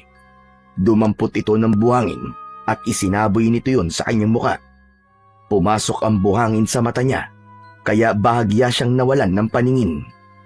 Tumayo ang lalaki at kinuha ang isang baseball bat. Malakas siya nitong hinampas sa likod ng paulit-ulit. Kahit nahihirapang makakita, ay nagawa pa rin ni Mang Edwin na mahawakan ng baseball bat. Hinampas niya ang dulo ng baseball bat sa bibig ng lalaki. Nabasag ang mga ngipin nito at umiiyak itong nagmakaawa sa kanya habang pilit niyang inaalis ang mga buhangin sa kanyang mata. Ngunit hindi pa tapos ang lalaki sa pag-atake sa kanya. Kinuha nito ang isang mahabang kahoy na nasa bonfire at iniumang nito yon sa kanya. Napaatras naman si Mang Edwin dahil sa takot niya sa apoy. Takot ka pala sa apoy ah! Sige, subukan mo lumapit! Susunugin kitang aswang ka! Gagawin kitang tostadong aswang!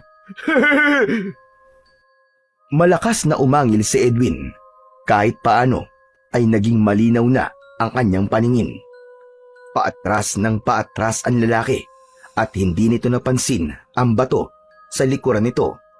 Nang maapakan ng lalaki ang bato ay nawalan ito ng balanse at napaupo ito sa buhangin. Sinamantala ni Edwin ang pagkakataon na yon. Mabilis siyang sumugod sa lalaki. Pinaibabawan niya ito at hinawakan niya ang magkabilaan nitong mga kamay. Patuloy sa pag-iyak ang lalaki. May nanay at tatay pa ako. Naghihintay sila sa bahay namin. Huwag mo akong papatayin. Maawa ka. Si Luigi ang dapat na pinapatay mo at hindi ako. Parang awa mo na. Maawa ka sa akin. Sa tingin mo ba ay maaawa pa ako sa'yo? Bakit? Naawa ba kayo sa anak ko? Hindi na hinintay pa ni Edwin na makapagsalita ang lalaki dahil naririndi na siya sa boses nito. Ngumanga siya ng malaki at sinadya niyang ipakita ang matatalas niyang mga pangil. Kasunod noon ay sinakmal na ni Edwin ang leeg ng lalaki. Ipinagdiinan niya ng gusto ang pagbaon ng mga ngipin niya sa leeg nito. Matapos yun ay hiniklas niya yun at sumambulat ang sariwang dugo ng lalaki. Iniluwa ni Edwin ang laman na nakuha niya mula rito. Sisinghap-singhap ang lalaki habang walang tigil ang pagbulwak ng dugo sa malaking sugat nito sa leeg. Tumayo si Edwin at may kasiyahan na pinagmasdan niya ang unti-unting pagkaubos ng hininga ng lalaki. Nang huminto na ito sa paggalaw, ay napangiti siya. Isa na lang at may paghihiganti na kita, Nelson. Sisiguraduhin ko na ngayong gabi ay tayong dalawa lang ang mananatiling buhay sa islang ito. Humanda kang hayop ka. Hahanapin kita at papatayin kita.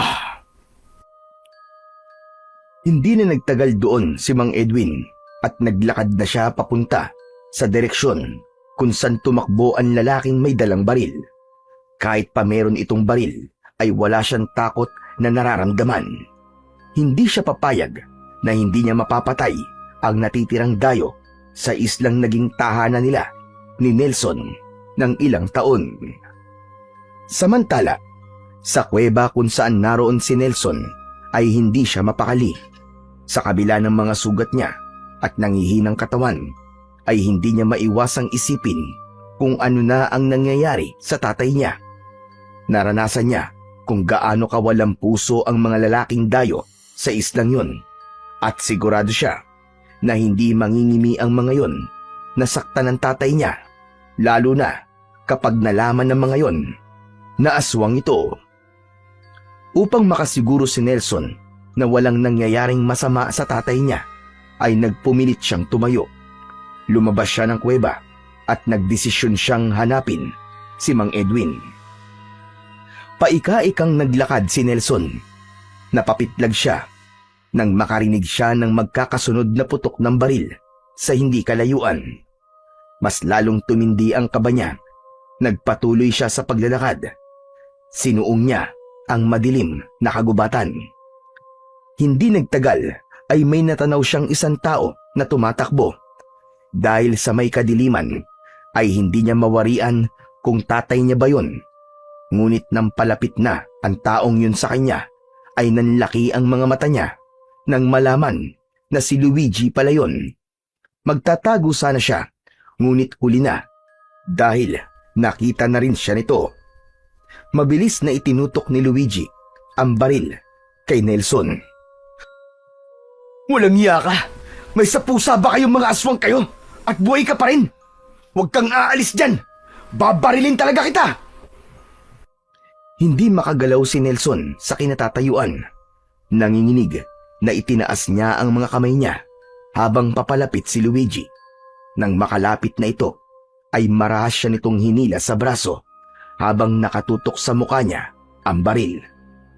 Ah! Bitiwan mo ako! Tatay! Tulungan mo ako, tatay! Tumahimik ka!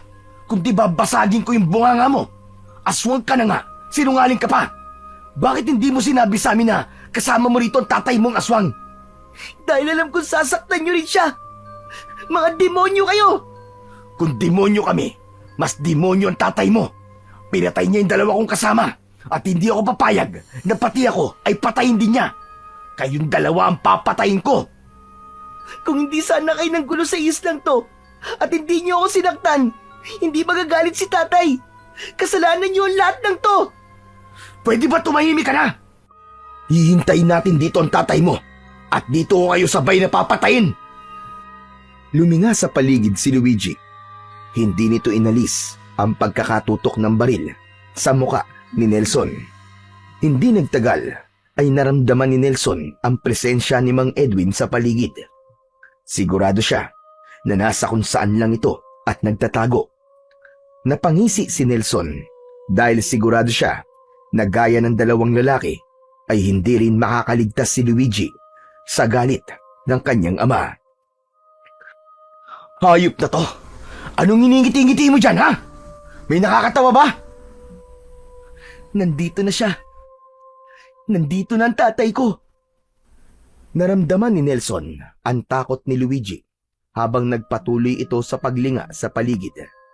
Maya-maya pa ay lumitaw na si Mang Edwin na nasa anyong aswang sa isang madilim na bahagi ng kagubatan.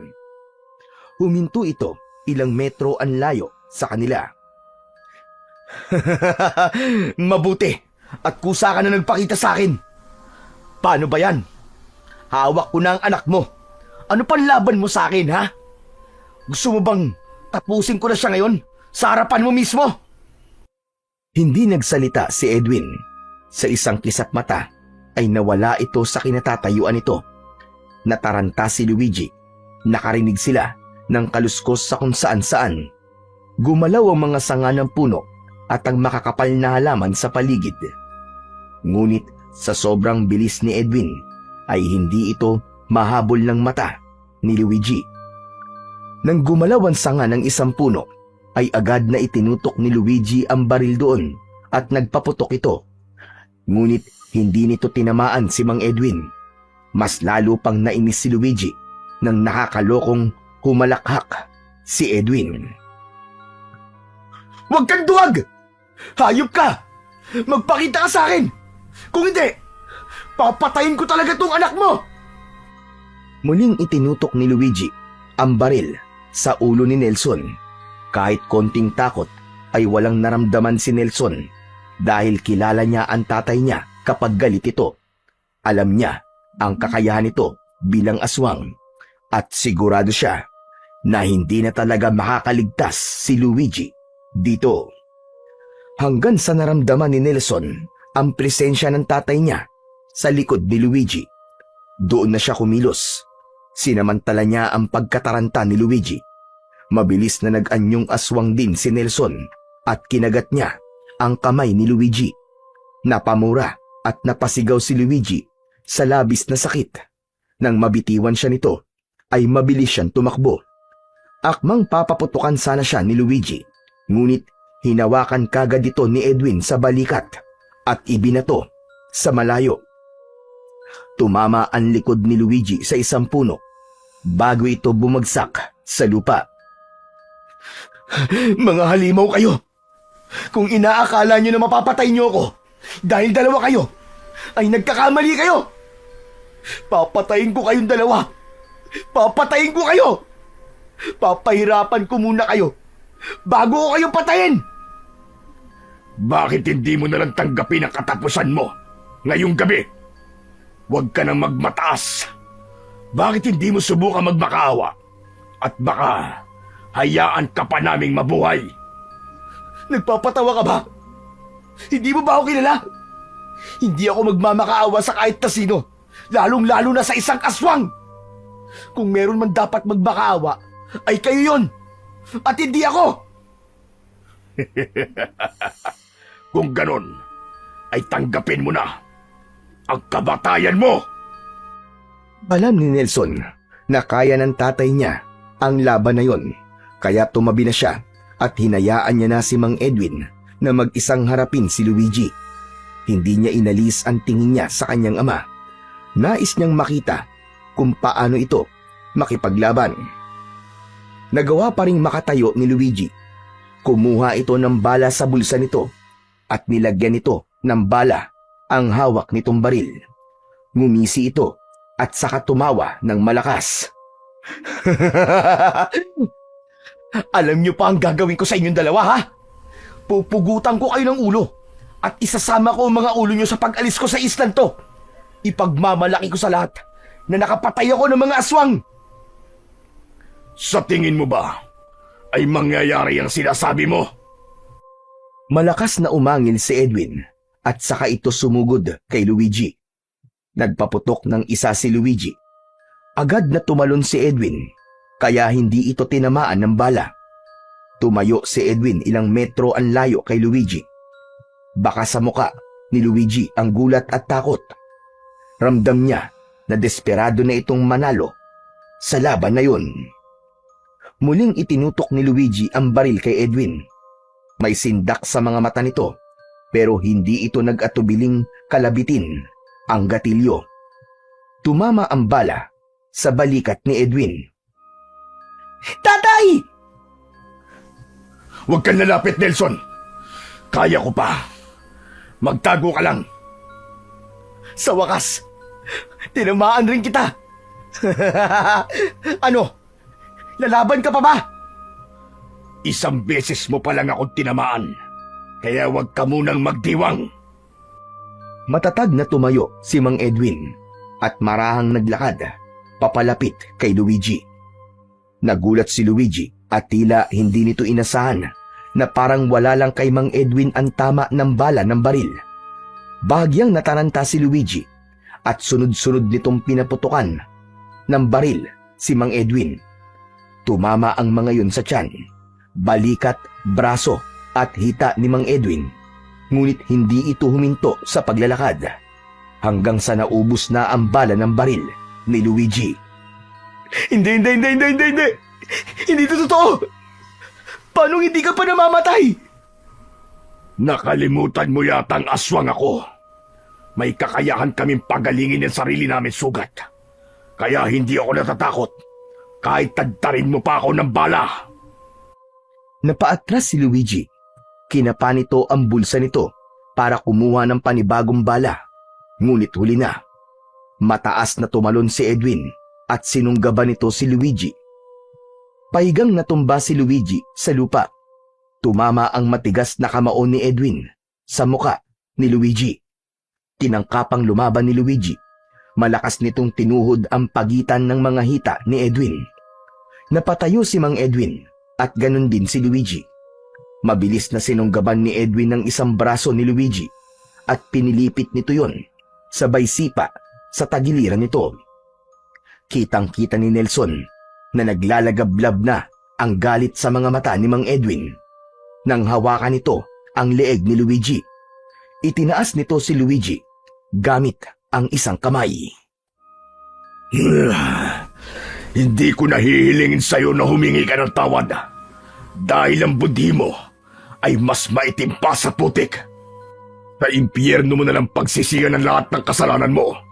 At doon na lang din tayo magkita. Matapos yung sabihin ni Edwin, ay walang kahirap-hirap na dinurog nito ang leeg ni Luigi gamit ang isa nitong kamay. Tumalsik ang dugo at durog na laman ni Luigi sa lupa. Binitiwan ni Mang Edwin ang walang buhay na katawan ni Luigi at bumagsak yon sa lupa. Kahit sugatan at nanghihina pa, ay masayang lumapit si Nelson sa kanyang ama. Nang magyakap sila, ay sabay silang bumalik sa pagiging tao. Naiyak si Nelson sa labis na kasiyahan dahil nagtagumpay ang tatay niya sa laban nito. Tay, ang galing niyo po palang makipaglaban. Ngayon ko lang po kayo nakitang ganun kagalit eh. Sadyang mahina lang ang lalaking yun, anak. Puro yabang. Pero ang totoo, ay takot na takot siya kanina. Pero tay, ang akala ko po ba hindi po tayo papatay ng tao. Hindi sa pagkakataon na ito, anak. Lahat ay gagawin ko kapag ikaw nang nasaktan. At wala akong pagsisisiyan sa ginawa ko. Dahil ganyan ang nararapat sa mga taong halang ang kaluluwa. Matapos ang lahat, ay magkasamang naglakad sina Nelson at Edwin pabalik sa kuweba. Pagkarating nila roon, ay agad silang nahiga upang magpahinga. Hindi maitago ang saya sa puso ni Nelson dahil ipinakita ng kanyang ama kung gaano siya nito kamahal. Alam niya na mali ang pumatay ng tao ang tatay niya, pero kung hindi nito yun ginawa, ay paniguradong sila naman ang papatayin ng mga taong sumira sa kapayapaan nila sa islang yun. Makalipas ang ilang linggo, ay unti-unti nang nakabawi ng lakas ang mag-amang sina Edwin at Nelson. Gumaling na ang mga sugat nila na nakuha nila sa mga dayong lalaki sa isla na ngayon ay nakalibing na sa masukal na bahagi ng isla. Nang panahon na yon, ay nakapagtayo ulit sila ng bago nilang tirahan. Bumalik na rin sila sa pangangaso at pangingisda. Wala na ring panibagong dayuhan ang dumating sa isla, kaya hindi na muling nabulabog ang tahimik na buhay ng mag-ama na sina Nelson at Edwin.